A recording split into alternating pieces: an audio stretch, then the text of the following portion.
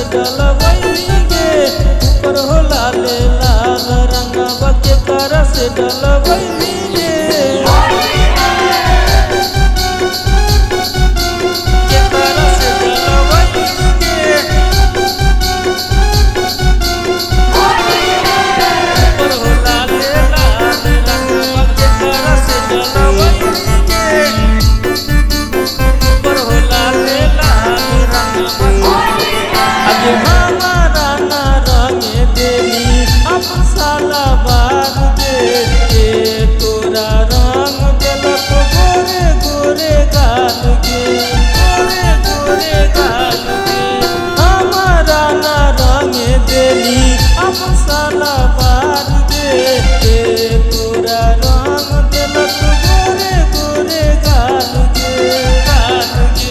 जबरी तोरा पकड़ के छोड़ा डालल को छोड़ी गे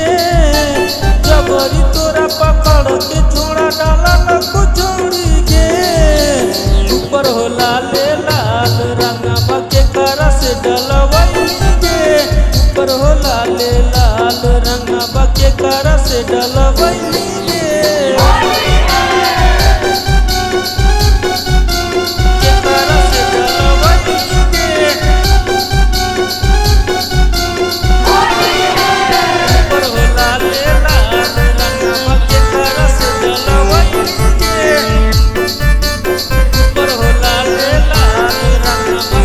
पकड़ के तोरा कोरा में डालल को छोड़ी तोरा में तीनों दयो गिंदर कहल को सारा सो के खेतम के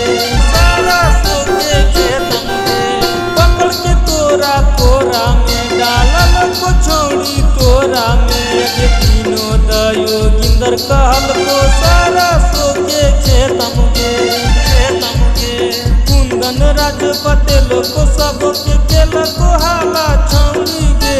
कुंदन राज पटेल को सब के केल को हाला छौड़ी गे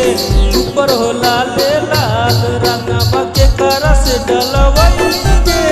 ऊपर हो लाल लाल रंगवा के कर से डलवैली गे।